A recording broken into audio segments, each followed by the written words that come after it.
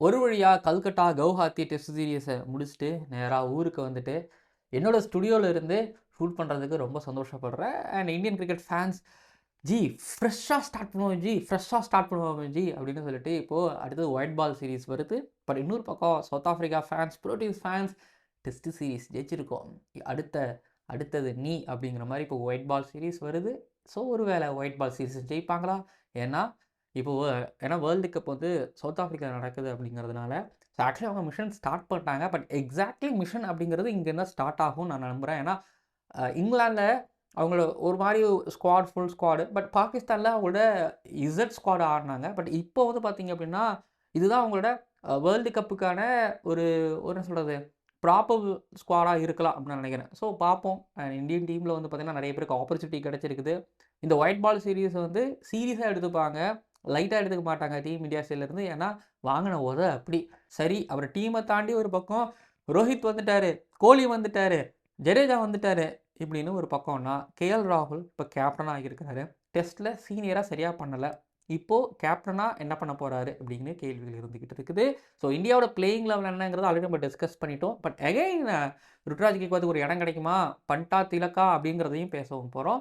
யார் ஜெயிக்க போறாங்கிறத பத்தி பேச போறோம். பட் நான் திரும்பவும் சொல்றேன், சவுத் ஆஃப்ரிக்கா எப்ப இந்தியா வந்தாலும், அது ஒரு நல்ல கிரிக்கெட்ப்பா நடந்துச்சுப்பா அப்படின்னு ஞாபகம் வச்சுக்கிற மாரி தான் இருக்கு. அதேபோல இந்த ஒயிட் பால் சீரிஸும் இருக்குமா? அதாவது Parasakthi player of the series award யாரு வாங்குவா?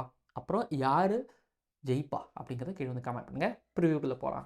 ஓவருக்கு 6 பால் தான். ஆனா நோ பால் போட்டா 7 பால். போடு ஐபிஎல் பாப்பியா? ஜெனரல் லேடீஸ் அண்ட் ஜென்டில்மேன், இந்த பராசக்தியில South Africa tour of India ராஞ்சியில நடக்க இருக்கக்கூடிய இந்தியா வர்சஸ் சவுத் ஆஃப்ரிக்கா முதல் ஓடிஐ மேட்சோட ப்ரீ அனாலிசிஸ் அண்ட் ப்ரிவ்யூ பார்க்க வந்திருக்கிறீங்க இந்த ஸ்பெஷல் கிரிக் ஆனந்தா ஷோல. அப்புறம் எங்க பார்த்தாலும் வந்து பார்த்தீங்கன்னா மழை. இந்த செய்தி தான் கேள்விப்பட முடிந்தது. நம்ம சேனல்ல நிறைய இலங்கை கிரிக்கெட் ரசிகர்கள் இருப்பீங்க. ஒரு பக்கம் பாகிஸ்தான், ஸ்ரீலங்கா வந்து ஃபைனல் ஆட போறாங்க ட்ரை சீரிஸ் அது ஒரு பக்கம். பட் இன்னொரு பக்கம் வந்து பார்த்தீங்க அப்படின்னா, அங்க மழை, எக்கச்சக்கமான பேர் வந்து மழைனால கஷ்டப்பட்டுட்டு இருக்கிறாங்க. ஸோ பார்த்து ரொம்ப சேஃபா இருங்க தெலுங்கானா ரசிகர்களே. பட் நீங்க பத்திரமா இருக்குங்கிறத தாண்டி கூட இருக்கிறவங்கள பத்திரமா பார்த்துக்கோங்க. சரியாயிரும் எல்லாமே. பட் இன்னொரு பக்கம் வந்து பார்த்தீங்கன்னா, தமிழ்நாட்டிலயும் இங்க மழை பெஞ்சுக்கிட்டு இருக்கு. பட் பெரிய மழைலாம் கிடையாது. பட் அதுக்கு முன்னாடி பெரிய மழை வரத்துக்கு முன்னாடி நம்ம சில பல விஷயங்கள்லாம் செஞ்சு வச்சுக்கணும். செஞ்சு வச்சுக்கோங்க. இப்போ நம்ம ப்ரிவ்யூல போலாம். சரிங்க, டெஸ்ட் சீரிஸ் தோத்தாச்சு. இப்போ அடுத்தது ராஞ்சியில, அப்புறம் ராய்ப்பூர்ல, வைசாக்ல 3 இடத்துல வந்து இப்போ ஓடிஐ சீரிஸ் நடக்க போகுது.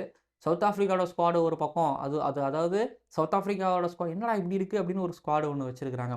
இந்தியாவோட ஸ்குவாட பொறுத்தவரைக்கும் பார்த்தீங்க அப்படின்னா, ஒரு ஸ்ரேயாஸ் ஐயருக்கு காயம், கில்லுக்கு காயம், பும்ராக்கு ரெஸ்ட் விட்டுருக்காங்க, சிராஜ் ரெஸ்ட்டு இப்படின்னு வந்து பார்த்தீங்க அப்படின்னா, ரெஸ்டிங் பீரியட் ஒரு பக்கம். டிரான்சிஷன் பீரியட் வந்து ஒரு பக்கம் டெஸ்ட் சீரிஸ்லனா, இது ரெஸ்டிங் பீரியட்னு ஒரு பக்கம் போகுதுங்கும்போது, இருக்கக்கூடிய அந்த யங் டேலண்ட்ஸ் என்ன பண்ண போறாங்க?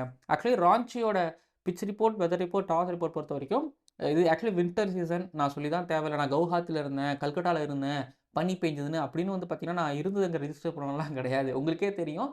இது ஒரு பனிக்காலம். நைட் ஆனாலும் நல்லா பனி பெய்யுது. பொதுவா இந்த காலகட்டத்தில இந்தியால மேட்ச் நடந்தாலே பனி பிரச்சனை அப்படிங்கிறது அதிகமாவே இருக்கும். ஸோ, அதனால டாஸ வின் பண்ணாலே, சேசிங்க்கு போறது தான் வந்து நல்ல ஒரு முடிவே. ஏன்னா, நைட்டு வந்து பார்த்தீங்க அப்படின்னா, பெருசா கிரிப் கிடைக்காது. பட் இதனால சவுத் ஆஃப்ரிக்கா அவங்களோட ஸ்குவாடுல நெறைய ஸ்பின்னர்ஸ கம்மி பண்ணிட்டு, ஃபாஸ்ட் பவுலர்ஸ் பக்கம் ஃபோக்கஸ் பண்ணாங்களான்னு எனக்கு தெரியல. பட் வென்யூஸும் வந்து பார்த்தீங்கன்னா, ஒரு ராய்ப்பூர் கிடைச்சது, ஒரு வைசாக் கிடைச்சிருக்குது, அண்ட் ராஞ்சி கிடைச்சிருக்குது. இப்போ ராஞ்சியோட பிட்ச் ரிப்போர்ட் எடுத்துக்கிட்டீங்க அப்படின்னா, எனக்கு தெரிஞ்சு ராஞ்சி நல்ல பிட்ச், ஸ்போர்ட்டிவான பிட்ச். டாப் 5 சென்டர்ஸ்ன்னு சொல்லுவாங்க. ஒரு சென்னை, பாம்பே, கல்கத்தா, டெல்லி இதுக்குள்ள ஹைதராபாத் இதுக்குள்ள அது வராது. ஆனா, இது வந்து இந்த மாடர்ன் டே கிரிக்கெட்ல வந்து உருவான கிரிக்கெட் ஸ்டேடியம்ல இது ஒரு நல்ல ஒரு கிரிக்கெட் ஸ்டேடியம். அதனால தான் அடிக்கடி இங்க சவுத் ஆஃப்ரிக்கா வந்து அவங்களுக்கு ஒரு மேட்ச் ஒண்ணு போட்டுருவாங்க.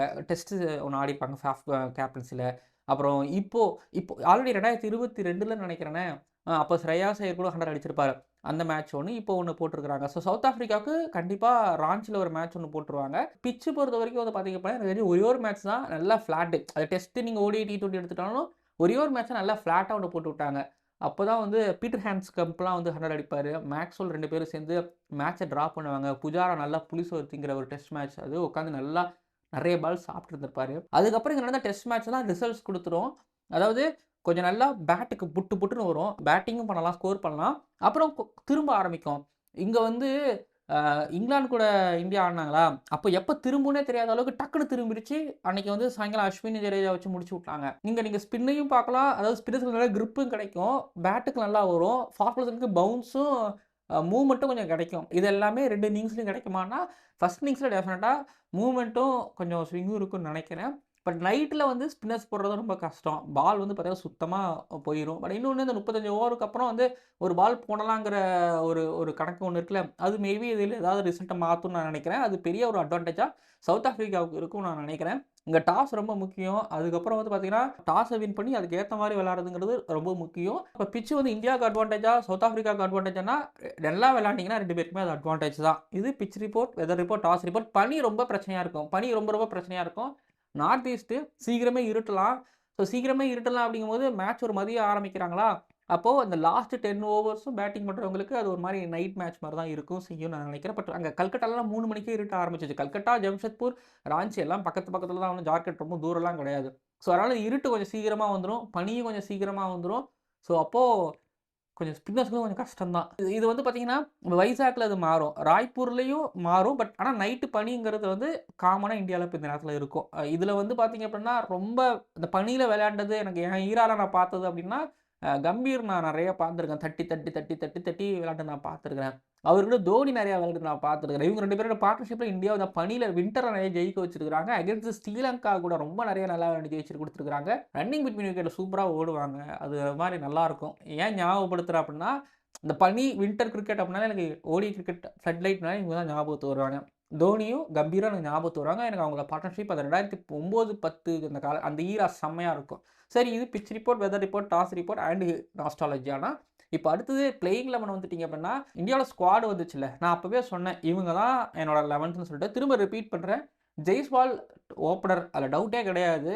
ரோஹித் கூட அவர் தான் ஓப்பன் பண்ணுவார். இப்போ ஜெய்ஸ்வாலுக்கு இதோட ஆப்பர்ச்சுனிட்டி பற்றி நான் பேசிக்கிறேன் லைட்டாக. ஜெய்ஸ்வால் இப்போ நல்லா விளையாடுறாரு அப்படின்னா, இல்லை நான் ஆல்ரெடி சொன்ன ஒரு கருத்து இல்லை, இது வேறு. இப்போ ஜெய்ஸ்வால் ஒரு நல்லா விளையாடுறாரு அப்படின்னா, ஸ்ட்ரைட்டாகவே இந்த ஓடி வேர்ல்டு கப்புக்கு பேக்கப் ஓப்பனராக அவர் தான், டவுட்டே கிடையாது. பேக்கப் ஓப்பனராக இருப்பார். ரோஹித் ஒருவேளை வேர்ல்டு கப்புக்கு அப்புறம் ரிட்டையர் ஆகிட்டார்னா அது ஜெய்ஸ்வால் தான் வந்து அங்கே ஆடுவார், லெஃப்ட் ரைட் காம்பினேஷன். ஸோ அவர் ரொம்ப வெயிட் பண்ணிட்டு இருக்கிறாரு, ஒரு T20 எப்போ விடுவீங்க, ஓடிஐ விடுவீங்கன்னு சொல்லிட்டு. அப்போ ஜெய்ஸ்வால் தான். ஸோ ஜெய்ஸ்வால் ஓப்பனர்னா அப்போ ருத்ராஜ் கெய்க்வாத் எங்கே ஆடுவார் அப்படின்னு நீங்கள் ஒரு கேள்வி கேட்கலாம். ரோஹித் கோலி அப்போ நம்பர் 4 ஃப்ரீயாக இருக்கும். அட் நம்பர் 5 KL ராகுலா, ஜடேஜாவா, ஆனால் 2 பேரும் 11ல் இருப்பாங்க. அது கம்பீர் வந்ததுக்கப்புறம் KL ராகுல் நம்பர் 6 அப்படிங்கிறதையும் நம்ம பார்க்க முடியுதுன்னா, அந்த 4th பொசிஷன் யார், 4ல் யார் ஆடுவா? இந்தியாவுக்கு எப்பவுமே 4 பிரச்சனையாக இருக்கும். இப்போ ஸ்ரேயாஸ் ஐயர் படுத்துட்டாரு அப்படிங்கிறதுனால ஸ்ரேயாஸ் ஐயர் பொசிஷனில் அது நம்பர் 4ல் யார் ஆடுவா? ஆனால் ஸ்ரேயாஸ் ஐயருக்கு முன்னாடி யார் ஆடுவா? இப்போ ஒரு ஞாபகம் வச்சுக்கோங்க, அந்த பொசிஷனில் வந்து ஆடிட்டு இருந்தது ரிஷப் மட்டும் தான் ஆடிட்டு இருந்தார். இதில் திலக் வர்மாவுக்கு வாய்ப்பு கிடையாது. இதில் வந்து பார்த்தீங்க அப்படின்னா, ருத்ராஜ் கெய்க்வாத்துக்கு வாய்ப்பு கிடையாது. நான் சென்னை சூப்பர் கிங்ஸோட ஓட்டு வங்கியை வாங்கணும், வியூஸ் வாங்கணுங்கிறத ருத்ராஜ் கெய்க்வாத்தையும் நாங்கள் சொல்ல மாட்டேன். ஐயோ, மும்பை இந்தியன்ஸோட ஓட்டு வங்கி வியூஸ் வாங்கணுங்கிறதுக்காக நான் வந்து திலக் வர்மாவை நான் சொல்ல மாட்டேன். அஃப்கோர்ஸ் ருத்ராஜ் கெய்க்வாத் நல்லா விளையாண்டுருக்காரு, ரொம்ப நல்லா விளையாண்டுருக்காரு. 11ல் இடம் கிடைக்குமானா எனக்கு தெரிஞ்ச டவுட்டு தான். திலக் வர்மாவும் சரி தான். திலக் வர்மா T20 நல்லா விளையாண்டுருக்காரு. டீமில் ட்ராவல் பண்ணப்பான்னு சொல்லி ட்ராவல் பண்ணுறதுக்கு தான். போட்டி ரிஷப் பண்ட்டுக்கும் ருத்ராஜ் கெய்க்வாத்துக்கு தான். பட் அன்ஃபார்ச்சுனேட்லி சொல்லுவேன், ருத்ராஜ் கெய்க்வாத் இந்த இடத்துல மிஸ் பண்ணுறாரு. ஒருவேளை இந்த இடத்துல வந்து யோசிச்சு பாருங்க, இந்த இடத்துல சஞ்சு சாம்சன் இருக்க வேண்டியது. இப்போ சஞ்சு சாம்சனே பண்ட்டுக்கிட்ட இடத்த விடுறாருங்கும் போது, இப்போது பண்ட்டுக்கிட்ட ருத்ராஜ் கெய்க்வாத் ஏமாத்திரம் அப்படின்னு தான் நான் சொல்லுவேன். வெயிட் பண்ணணும் ருத்ராஜ் கெய்க்வாத். வேர்ல்டு கப்புக்கு அப்புறமும் பாருங்கள், ஜெய்ஸ்வால், ருத்ராஜ் கெய்க்வாத் அந்த கிளாஷ் போகும். அது ஒன்று இருக்குது, பார்ப்போம். பட் இப்போ Pant at number 4 left hander வேறு, அந்த பொசிஷனில் அவர் ஆடி உங்களுக்கே தெரியும் அவர் நிறைய ரன்ஸ் அடிக்கலை. பட் ஆனால் ஒரு இன்னிங்ஸ் மட்டும் பேசப்பட்டுச்சு.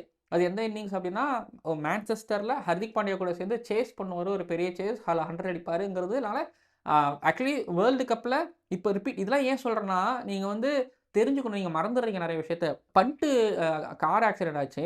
சூரியகுமார் யாதவ் வந்து இந்தியன் டீமில் ஏன் வந்தார் அப்படின்னா, பண்ட்டு அது அடிக்கிறவன் எனக்கு ஒருத்தன் வேணும். எவன்டா அப்படின்னா, லாஸ்ட்டு 10 ஓவரில் எனக்கு பண்ட்டு ஒருத்தன் அதை பண்ணிடுவான் அப்படிங்கிறதுனால பண்ட்டு எடுத்தாங்க. பட் பண்ட்டு போனதுக்கப்புறம் ஸ்கையை நம்பி எடுத்தாங்க. பட் ஸ்கை வேர்ல்டு கப் ஃபைனலில் சரியாக பர்ஃபார்மன்ஸ் பண்ணலை. பண்ட்டு தான் அந்த பொசிஷன்லனா. கீழே ஹர்ஷ்தீப் சிங்குக்கு இது ரொம்ப நிறையாலாம் ஆடலை. பட் KL ராகுல் கேப்டன்ஸில் கொஞ்சம் ஆடிப்பார். தவான் கேப்டன்ஸில் ஓடிஐ கிரிக்கெட் ஒன்று ஆடிப்பார். ஆனால் T20 தான் பண்ணி அப்படின்னு சொல்லி ஃபோக்கஸ் பண்ணதுக்கப்புறம் இப்போ ஓடிஐ கிரிக்கெட்டுக்குள்ளே கொண்டு வருவாங்க, கொண்டு வரணும். ஏன்னா கொஞ்சம் லைட்டாக பஞ்சத்தை பார்க்குறோம். பும்ரா இல்லை. ஹர்ஷித் ராணா ஆல்வேஸ் நம்பர் 8, அவர் கொஞ்சம் பேட்டிங்கும் பண்ணுறாருங்கிறதுனால அவர் அங்கே ட்ரை பண்ணுவாங்க. Kuldeep Yadav at number 9, Washington Sundara, Nitish Kumar ரெட்டியா, அது பெரிய டிபேட்டு பேசுவோம். பிரசித் கிருஷ்ணா இருப்பார், ஒரு டாலாக நியூ பாலில் போடுறதுக்கு ஒருத்தவர். டெத் ஓவர்லேயும் அவர்கிட்ட யார்கர் சிலது பார்க்க முடியும். ஸோ துருவ் ஜுரேல் வெளியில் உட்காருவார், ருத்ராஜ் கெய்க்வாத் வெளியில் உட்காரு, திலக் வர்மா வெளியில் உட்கார வைப்பாங்க. இன்னும் ஒரு ஆள் யார் வெளியில் உட்காருவா அப்படிங்கிறத பார்க்கும்போது Nitish Kumar ரெட்டியா, Washington Sundara so depend on condition நான் சொல்லுவேன். இல்லை நிதிஷ்குமார் ரெட்டியை வந்து இப்போ சவுத் ஆஃப்ரிக்கா நடக்க போகுது, எனக்கு வேர்ல்டு கப்பு, அப்போ நிதிஷ்குமார் ரெட்டி தான் தேவை அப்படின்னு போகும்போது, பட் யோசிச்சு பார்த்தா ட்ரையாகவும் இருக்கும் சவுத் ஆஃப்ரிக்காவில். அப்போது சுந்தரையும் ட்ரை பண்ணலாம். இப்படி தான் இருக்குது. தெரியல யார் கூட போவாங்கன்னு தெரியல. பட் நிதிஷ்குமார் ரெட்டியோட டெஸ்ட்டோ ஓடி பர்ஃபார்மன்ஸோ அவ்வளோ சிறப்பாகவும் இல்லை. ஆனால் சுந்தர்கிட்ட கிடைக்கும் போது சுந்தர் ஏதோ நல்லா பண்ணிடுறாருங்கிறதுனால சுந்தருங்கிறது நான் என்னோட சாய்ஸு. பட் நான் சவுத் ஆஃப்ரிக்கா யோசிக்கும் போது நிதிஷ்குமார் ரெட்டி அப்படின்னு நான் பார்ப்பேன். சரி பார்ப்போம். இதுதான் இந்தியாவோட பிளேயிங் 11. அடுத்து சவுத் ஆஃப்ரிக்காவோட பிளேயிங் 11 எடுத்துக்கிட்டிங்க உள்ளே வெளியே அது யார் யார் என்னன்னா, இப்போது ஒன்றும் இல்லை, டிகாக் வந்திருக்கிறாரு, அதனால் நல்லா விளையாண்டதை ரயன் ரகை தான் வெளியில் அனுப்ப வேண்டிய ஒரு நிலைமை. எனக்கு ஞாபகம் இருக்குது 2019 ஓடி வேர்ல்டு கப் அப்போ டிவிலியர்ஸை வந்து திரும்பி வாங்க நீங்கள் வந்து விளாடுங்க அப்படின்னு சொன்னாங்க.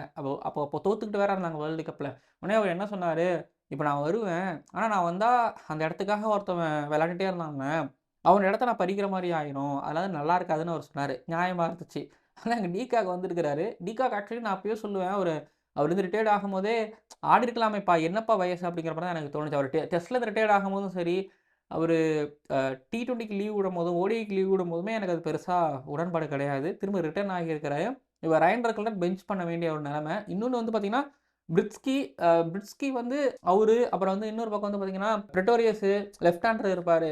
அவர் டிகாக்கே சொன்னார், என் சின்ன வயசில் நான் பார்த்த மாதிரி இருக்குது எனக்கு பிரெட்டோரியஸை அப்படின்னு சொன்னார். பட் இவங்கெல்லாம் வந்து ருட்ராஜ் கேக்வாட் கேஸ் தான். அதாவது இவங்கெல்லாம் ஃபர்ஸ்ட் கிளாஸில் நல்லா பண்ணுவாங்க, ஆனால் வேறு வழி இல்லை, உட்காந்து தான் ஆகணும். இப்போ சீனியர்ஸ் வந்ததுக்கப்புறம் டோனி டிசோசி எக்ஸாக்ட்லி ஒரு KL ராகுல் ஒரு வாஷிங்டன் சுந்தர், நீங்கள் 3ஆவதுலேருந்து 6க்குள்ளே எங்கே வேணாலும் நீங்கள் ஆட வைக்கலாம். ஆனால் இப்போ பாருங்கள், நீங்கள் அவர் டோனி டிசோசி வெளியில், அதுக்கப்புறம் வந்து பார்த்தீங்க அப்படின்னா ரெயின் ரிகட்டன் வெளியில் உட்கார வைக்க வேண்டிய நிலைமையில இப்போ இருக்கிறாங்க. So Aiden Markram de Kock open பண்ணுவாங்க, தெபாவோமா at number 3, Breetzke at number 4, Stubbs 5, Dewald Brevis at number 6. அப்புறம் இப்போ இதுதான் கார்பின் போஸ். அதாவது சவுத் ஆஃப்ரிக்கா வந்து அவங்களோட முழுக்க முழுக்க ஃபாஸ்ட் பாலர்ஸ் பாருங்களேன். மகாராஜ் அப்போ மகாராஜ் வந்து 11ஸில் கண்டிப்பாக இருப்பார் 3 ஓடிஎஸ்லையும்.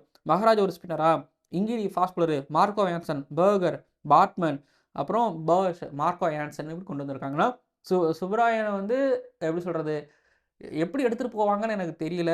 பட் என்னோட 11ஸில் இங்கிரிக்கு ஒரு வாய்ப்பு இருக்குது. இங்கிரி கண்டிப்பாக வருவார், இந்தியாவில் ஒரு மாதிரி நல்லா பண்ணுவார். அப்புறம் ஆண்ட்ரே பர்கர் ஒரு பக்கம் அப்படின்னா, கேஷவ் மகாராஜ், மார்க்கோ ஆன்சன், பாஷா, சுப்ராயனா அப்படிங்கிறது தான். டிவால் பிரேவிஸை உட்கார வச்சுட்டு மேபி பாஷை கொண்டு வந்துட்டு சுப்ராயன் கொண்டு வந்தால் அப்பயும் பேட்டிங் டெப்த் இன்க்ரீஸ் ஆகும் நான் நம்புகிறேன். பட் இவங்க இல்லைனாலும் அவங்க இல்லைனாலும் இவங்க இல்லைனாலும் அவங்களுக்கு பொறுத்த வரைக்கும் பிரச்சனை இல்லை. பட் ஆனால் இன்னொன்று, பிரேவிஸோட பிளேஸ், அதாவது பிரேவிஸை அடுத்து வேர்ல்டு கப் நடக்க போதில் அவர் ஆடுற பொசிஷன் ரொம்ப முக்கியமான பொசிஷன், ஃபினிஷர் பொசிஷன் அப்படிங்கிறதுனால டிவால் பிரேவிஸ் ஆடுறது ரொம்ப முக்கியமான பொசிஷனு. இப்போ 2 வருஷத்தில் வேர்ல்டு கப் வருது. பட் அவர் கிரிக்கெட் ஆடுறதுங்கிறது வந்து உங்களுக்கு 2020லேருந்தே தெரியும், பார்த்துட்டு இருக்கோம். அண்டர் 19, அதுக்கப்புறம் இன்டர்நேஷ்னலாக JSK CSK கரெக்டு தான். ஆனால் கார்பின் போஸ் எடுத்துக்கிட்டிங்கன்னா அந்த மாதிரி தான் வருவார். பட் தெரியல. பட் அந்த பொசிஷனில் ஃபினிஷர் பொசிஷனில் ஒரு மில்லர்லாம் இல்லாமங்கிறதுங்கிறது வந்து இவங்களுக்கு சவுத் ஆஃப்ரிக்கா இஷ்யூன்னு நினைக்கிறேன். பட் இதுதான் வந்து சவுத் ஆஃப்ரிக்காவோட 11. சவுத் ஆஃப்ரிக்காவில் இருக்கக்கூடிய பிரச்சனை இதுதான். 2 டீம்லேயும் 11ஸில் பிரச்சனை இருக்குது. பட் இப்போ பேட்டிலுக்குள்ளே போவோம், இன்ட்ரெஸ்டிங்காக இருக்க போகுது. அதாவது டெஸ்ட் சீரிஸ் சுட முடிஞ்சிருக்குது. முடிஞ்சோடனே இப்போ ODI series maximum of the players திரும்ப அந்த ஃபேஸ் ஆஃப் நடக்க போகுது. இங்கே பாருங்கள், இந்த பேட்டில் யாராவது ஜெயிக்கிறாங்களோ அந்த டீம் ஜெயிக்கும். அதிக பேட்டில்ஸ் வரும் பாருங்கள். Marco Anson versus Jaiswal test சீரிஸில் எடுத்துக்கிட்டே இருந்தார் ஜெய்ஸ்வாலை மார்க்கோ ஆன்சன். அதுக்கப்புறம் ரோஹித் சர்மா மார்க் ஆன்சனை ஞாபகம் இருக்குது, கல்கட்டாவில் 2023 ஓடி வேர்ல்டு கப் அடித்தார். ஷைன் ஷாஃபிலையும் மார்க் ஆன்சன் அடித்தார். அங்கே 2 பேரும் டிஸ்மேண்டில் ஆனாங்க. இப்போ Rohit Sharma versus Marco Jansen, இல்லை Andre Burger versus Rohit Sharma. இங்கே பாருங்கள், மார்க்கோ ஆன்சன் அதுக்கப்புறம் ஆண்ட்ரே பர்கர். இனிஷியலாக மூவ்மெண்ட்டும் பவுன்ஸும் கிடைக்குது அப்படின்னா தெபாபோமா நீ இவங்க 2 பேருமே வச்சு ஆப்ரேட் பண்ணுவார். இங்கிலியை கூட நான் பின்னாடி எடுத்துகிட்டு வந்துட்டு ஆண்ட்ரே பர்கரையும், இல்லை இங்கிடி மார்க் ஆன்சன் ஓப்பன் பண்ணிட்டு ஆண்ட்ரே பர்கர் பின்னாடி, இல்லை ஆண்ட்ரே பர்கரையும் இங்கிடியும் வச்சுட்டு பின்னாடி, அதாவது செகண்ட் ஸ்பெல் கொண்டு வரலாம், கழுத்தை பிடிக்கலாம். இப்போ பாருங்களேன், கேஷவ் மகாராஜ், சுப்ராயன், நான் மிடில் ஓவர் யூஸ் பண்ணிக்கிறேன், நீ முதல்ல இந்த 15 ஓவரை தாண்டு. லெஃப்ட் ஆஃப் ஃபாஸ்ட் பவுலர் வர்சஸ் இந்தியன் பேட்டர்ஸ்களுக்கு எப்போவுமே பிரச்சனை இருக்கும். இந்த லெஃப்ட் ரைட் காம்பினேஷன் வந்தாலும் அதை எப்படியாவது நோண்டி விடணும்னு நினைக்கி டெபாவோமா நினைப்பாருன்னா, கீழே வந்து பார்த்தீங்க அப்படின்னா KL ராகுல் வர்சஸ் கேஷவ் மகாராஜ். ஞாபகம் இருக்கா, டெஸ்ட் சீரிஸில் வந்து சொல்லி எடுத்துக்கிட்டே இருந்தார். இன்னொன்று ஜடேஜாவுக்கு கேஷவ் மகாராஜ் தொல்லையாகவே இருந்தார். ஸோ லெஃப்ட் ஆஃப் ஃபாஸ்ட் பவுலர்ஸ் இருக்கிறாங்க, நல்ல ஸ்பின்னர்ஸ் இருக்கிறாங்க. இங்கே செமையான பேட்டில், Jaiswal versus Marco Jansen, Rohit versus left ஆஃப் ஃபாஸ்ட் பவுலர்ஸான Andre Burger, Marco Jansen, Kohli versus Keshav Maharaj, left ஆஃப் ஃபாஸ்ட் பவுலர்ஸ் இருக்கிறாங்க. அப்புறம் ரிஷப் பண்ட்டுக்கு லெஃப்ட் ஹேண்டரு, பட் ஆனால் அதை தாண்டி மார்க்கோ ஆன்சன்கிட்டையும் பாஷ்கிட்டையும் அங்கே அவுட் ஆனார் டெஸ்ட்டில் அப்படிங்கிறதையும் நாங்கள் ஞாபகப்படுத்தணும் நான் உங்களுக்கு சொல்கிறேன். அடுத்தது ஜடேஜாவை பொறுத்த வரைக்கும் Jadeja in white ball cricket நல்லா ப்ளே பண்ணிடுவார். இருந்தாலும் பார்ப்போம். சாய் சுதர்ஷனுக்கு லெஃப்ட் ஹேண்டர் ஹார்மர் தொல்லை கொடுத்துருந்தாரு. பட் ஹார்மர் எங்கல்ல. இப்போ சுப்பராயன் வருவாரா? ஒரு கேள்வி இருக்கு. கேஎல் ராகுல், கேஷவ் ஆர் இந்த பேட்டில் நல்லாயிருக்கும். ஸோ இப்போ நான் சொல்லியிருக்கிறேன்ல, இந்தியாவோட பேட்டிங் ஆர்டருக்கு வந்து பார்த்தீங்க அப்படின்னா இவ்வளோ பிரச்சனைகள் கொடுக்கக்கூடிய பவுலர்ஸ் இருக்காங்க. இந்த பேட்டில் ஒன்றுலையும் சவுத் ஆஃப்ரிக்கா வின் பண்ணுறாங்க அப்படின்னா சவுத் ஆஃப்ரிக்கா ஜெயிப்பாங்க. இந்தியா ஜெயிக்கிறாங்கன்னா இந்தியா வின் பண்ணுவாங்கன்னா, இப்போ நீங்கள் சவுத் ஆஃப்ரிக்காவுக்கு பாருங்கள், குயின் டிகாக் வந்து செம்மையாக புல் அடிப்பார் அவருக்கு. ஆனால் வந்து பார்த்தீங்க அப்படின்னா லெஃப்ட் ஆஃப் பவுலர்கள்ட்ட அவர் வந்து கொஞ்சம் திணறவும் வாய்ப்பு இருக்குது. So Harshdeep Singh versus Quinton de Kock நான் சொல்லுவேன். ஏடன் மார்க்ரமும் கேஎல் ராகுல் மாதிரி இந்த செஸ்ட் ஆஃப் த ராஸ் டெம்பிள் பிரச்சனை இருக்குது. ஸோ அப்போது அதை நல்லா போடுறது இங்கே யார்? இப்போ ஹர்ஷித் ராணா, பிரசித் கிருஷ்ணா நியூ பாலில் அவங்க கண்டிப்பாக சேலஞ்ச் பண்ணணும்னா தெம்பா பவுமா ஸ்ட்ரைக் ரேட் இஷ்யூ இருக்கும். தெம்பா பவுமா வந்து பெருசாக பவுண்டரிக்கு நிறையா போவார். சிக்ஸர் தாண்டி பவுண்டரி போவார். அதை கட் பண்ணுறதுக்கு கேஎல் ராகுல் செம்மையாக கேப்டன்சி பண்ணணும். ஸ்டப்ஸ் வர்சஸ் குல்தீப் யாதவ் விக்கெட்டுக்கு பின்னாடி பண்ணிட்டு இருப்பார். ஸ்டப்ஸ் ஆல்ரெடி டெஸ்ட் சீரிஸ் நல்லா விளையாண்டாரு. ஸோ டெல்லி கேபிட்டல்ஸில் 2 பேர் இருக்காங்கிறதுனாலே நீங்களே T20 வேர்ல்டு கப் ஃபைனல் நீங்கள் பார்த்துருப்பீங்க. குல்தீப்பை செம்மடி அடிப்பாங்க ஸ்டப்ஸு. அப்புறம் அந்த பேட்டில் யார் ஜெயிக்கிறாங்கங்கிறதையும் ஒரு வெற்றி முடிவு பண்ணும். அதுக்கப்புறம் டெவால் பிரேவிஸ் வர்சஸ் ஜடேஜா, சிஎஸ்கேஎன் சிஎஸ்கேஎன் இந்த பேட்டில் நல்லாவும் இருக்கும். டிவால் பிரேவிஸ்க்கு இந்தியாவுக்கு வந்திருக்கிறாரு. சென்னை சூப்பர் கிங்ஸ் அப்போ அந்த சேலஞ்சை செம்மையாக சமாளித்தார். பட் இப்போ இது வந்து அது வேறு கிரிக்கெட், இது வேறு கிரிக்கெட். எப்படி சமாளிப்பார்? பேட்டிங் டெயில் வந்து பார்த்திங்க அப்படின்னா சவுத் ஆஃப்ரிக்கா ஒரு கார்பின் போஷ் கிட்ட போகும், மார்க்கோ ஏன்சன் வரைக்கும் போகும். அது வரைக்கும் தான் நான் வந்து ஒரு மாதிரி பேட்டிங் லைனப் பார்க்குறேன். இந்தியாவுக்கு வந்து பார்த்தீங்கன்னா ஹர்ஷித் ராணா வரைக்கும் போகும். 2 டீம்லேயும் வந்து பார்த்தீங்க அப்படின்னா சேலஞ்ச் பண்ணுறதுக்கான பிளேயர்ஸ் நல்லாவே இருக்காங்க. அதாவது அந்த விக்கெட்டை பயன்படுத்துகிற பிளேயர்ஸ் ஒரு கேஷவ் மகாராஜ், ஒரு ஜடேஜா எல்லாருமே நல்லா இருக்கிறாங்க. 2 டீமும் நல்ல டீமு. 2 டீமும் யார் ஜெயிச்சு யார் தோத்தாலும் அது கிரிக்கெட்டுக்கு ரொம்ப நல்லது. அது எதுவும் பெருசாகவே கிடையாது. ஓகே, என்னை பொறுத்த வரைக்கும் 2 டீமுமே நல்ல கிரிக்கெட் கொடுப்பாங்க. ராஞ்சி எப்பவுமே நம்மளுக்கு நல்ல கிரிக்கெட் கொடுக்கும். தோனி வருவாரா? மேட்ச் பார்க்க வருவாரா அப்படின்னு கேட்குறீங்களா? பார்ப்போம். ஆல்ரெடி கம்பீர் மேலே ஃபேன்ஸ் கோவம் இருக்காங்க. ஸோ ஒரு வீடியோவில் வந்து கம்பீரை பற்றி பேசாமல் நம்மளால் ஏன்னா இப்போ இந்தியன் கிரிக்கெட்டை பற்றி பேசும்போது கம்பீர் டச் பண்ணாமல் போக முடியல. கம்பீருக்கு இது ஒரு மாதிரி சேலஞ்சிங்கான ஒரு சீரிஸ். அண்ட் மோர்னேம் அவர்கள் சவுத் ஆஃப்ரிக்காவோட லெஜெண்டரி ஃபாஸ்ட் பவுலர். அவர் இங்கே இந்தியாவுக்கு பவுலிங் கோச்சாக இருக்கிறாரு. அப்படி இருந்தும் சவுத் ஆஃப்ரிக்கா டெஸ்ட் சீரிஸில் வின் பண்ண முடியலங்கிறதும் யோசிக்க வேண்டிய விஷயமா இருக்குதுங்கிறது ஒரு பக்கம்னா, இன்னொரு பக்கம் கேஎல் ராகுல் கேப்டனாக இருக்கிறாரு. ஸ்டாண்ட் பை கேப்டனாக இருக்கிறாரு. அதாங்க வாய்ப்பு. கேஎல் ராகுலுக்கு கேப்டனாக ஒரு வாய்ப்பு, ஜெய்ஸ்வாலுக்கு ஒரு பேட்டாக ஒரு வாய்ப்பு, அகைன் ரிஷப் பண்ட் அவருக்கு ஒரு வாய்ப்பு கிடைச்சிருக்குது. அதாவது வேர்ல்டு கப் ஸ்குவாட் அட்லீஸ்ட் ஒரு பேக்கப்பாக ஓட்டிகிட்டு இருக்கிறதுக்கு. வேறு யார்? இப்போ ஹர்ஷித் ராணா மேலே கிரிட்டிசிசம் இருந்துகிட்டே இருக்கு. ஒரு கன்சிஸ்டண்ட்டாக அவர் பண்ணிகிட்டே இருந்தாருன்னா ஸோ கண்டிப்பாக ஃபேன்ஸ் திரும்ப ராணாடா நம்ம பையன்டா அப்படின்னு வரதுக்கு வாய்ப்பு இருக்குது. ஹர்ஷ்தீப் சிங்குக்கு ஒயிட் பால் கிரிக்கெட்டில் திரும்ப ஒரு வாய்ப்பு. ஏன்னா ஒரு பக்கம் சிராஜ்கிட்ட இருந்து அந்த விக்கெட் கம்மியாக வருது அப்படிங்கிறது ஒன்று இருக்கும்போது ஹர்ஷ்தீப் சிங் நல்லா பண்ணாருன்னா, ஹர்ஷ்தீப் சிங் வா ஒயிட் பாலை நீ வந்து போடு, நீ T20 போடுற, வா வா வா வா ஓடியில் போடு அப்படிங்கிற மாதிரி வரும். பார்ப்போம். அடுத்ததாக வின்னிங் பர்சன்டேஜ் யார் ஜெயிப்பாங்க நீங்கள் நினைக்கிறீங்க? டாஸ் நான் முடிவு பண்ணிடுன்னு சொல்லிட்டேன். பட் இன்னொரு பக்கம் சவுத் ஆஃப்ரிக்காவோட ஃபாஸ்ட் பாலர்ஸ் கிளிக் ஆகிட்டாங்க அப்படின்னா சவுத் ஆஃப்ரிக்கா ஜெயிப்பாங்க. அதை நான் ஷுவராக சொல்கிறேன். பட் என்னை பொறுத்த வரைக்கும் இந்தியன் டீம் ஜெயிக்கிறதான சான்ஸ் இருக்குது. 52% இந்தியா ஜெயிப்பாங்களோன்னு எனக்கு தோணுது. 48% சவுத் ஆஃப்ரிக்கா ஜெயிப்பாங்களோன்னு எனக்கு தோணுது. இப்போ இந்தியன் டீம் ஜெயிக்கணும்னா அந்த டாப் 3 பேட்டர்ஸ், டாப் 3-4 பேட்டர்ஸ் நல்லா பண்ணிட்டாங்கன்னா ஜெயிச்சிருவாங்க.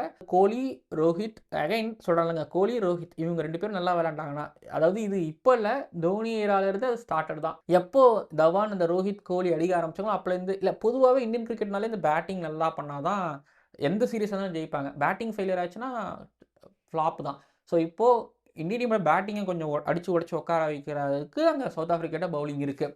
பார்ப்போம். ஆண்ட்ரே பர்கர் சர்க்குன்னு ஏற்றுவார். ராஜஸ்தான் ராயல்ஸ் தானே அவர் அந்த பேட்டில் பேச மறந்துவார். Rajasthan Royals Jaiswal, Rajasthan Royals Andre Burger. என்ன நடக்க போது பொறுத்திருந்து பார்க்கலாம். மறக்காமல் சப்ஸ்கிரைப் பண்ணுங்கள், பக்கத்தில் பெல் ஐக்கானை கிளிக் பண்ணுங்கள்.